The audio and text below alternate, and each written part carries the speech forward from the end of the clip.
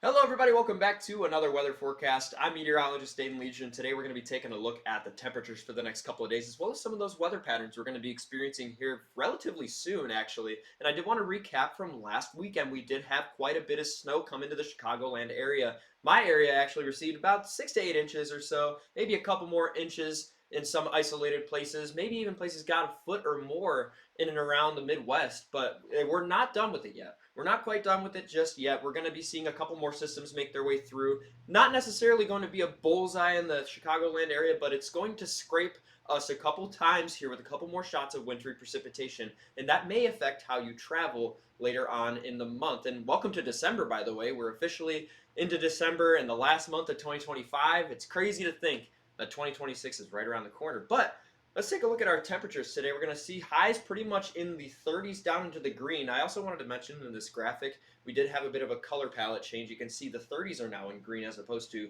the 50s like they were last week. Since it is getting colder, they're changing those color palettes a little bit so you can see a lot better the difference between freezing and not freezing. So anywhere where we really see blue is going to be in the freezing temperatures. You're going to start to see a lot of that blue creep into the northern portions of the graphic. You can see up there the highs only remaining in the teens up there in North Dakota.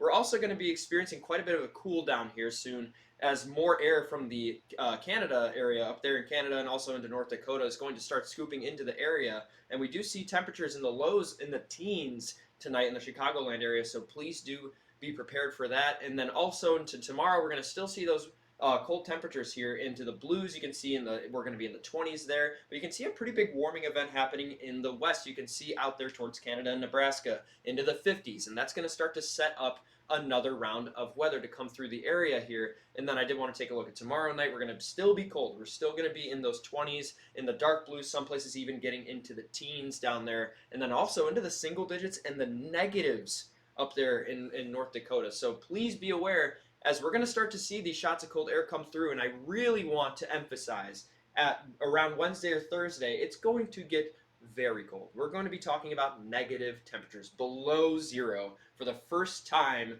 in this portion of the year. We probably had negative temperatures earlier in the year, early towards January, February, but this is the first time after our fall we're going to start to see these negative temperatures creep in. And you can see Monday here, also a chance for a wintry mix, which is today, and that's going to be happening around 6 o'clock p.m. in the Chicagoland area. So if you guys are traveling in and around Chicagoland around 6 p.m., I know people get off of work at 5:30. You guys just be careful when you're on the road, as there's going to be a lot of wintry precipitation falling, and that can be in the form of freezing rain, sleet, ice. It could be anything, right? And we could also be seeing a little bit of snow, but it's going to come down as a wintry mix, and it depends on where you are is going to be what will fall. So if you're a little further north, you guys are probably going to be more likely getting snow. If you guys are further south, you guys are going to eventually transition into that sleet and then into that freezing rain the further south you go. And then even further south, obviously, you have that rain. But we do want to talk about Wednesdays. We're going to have a little bit of snow come through as well on Wednesday. It's not going to be accumulating snow. It's just going to brush us a little bit, maybe an extra inch, if anything, we're going to be seeing on Wednesday. But today we're also going to be seeing probably about an inch in the way of snow if you guys are in those northern portions there once that storm kind of sweeps through. You guys pretty much anywhere in the Chicagoland area will be experiencing some sort of wintry precipitation today at around 6 o'clock, but it's going to breeze out of here on Tuesday. Let's take a look, though. Severe weather we got. We got a little bit of severe weather here in the panhandle of Florida and down there into southern Alabama towards Mobile. We do want to take a look there. As you can see, there is a 5% damaging wind risk. No damaging or no hail risk coming out of this, as it is a little bit south. This area is actually going to have a very limited amount of thunderstorm potential.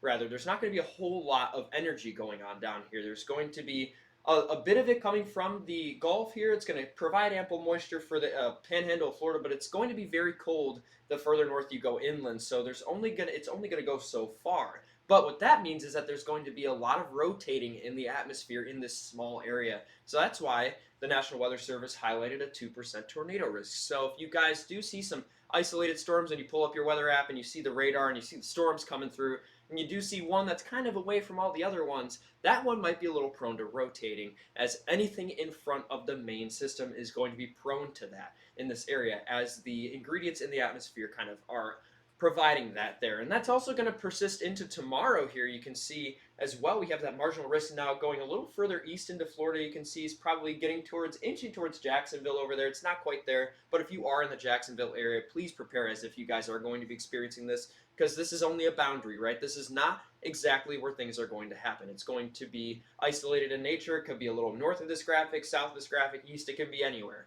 right? Just in this general area, we're going to be seeing these risks take place. So you can see there that damaging wind risk is there, 5% no hail risk, but then again, that 2% tornado risk persists.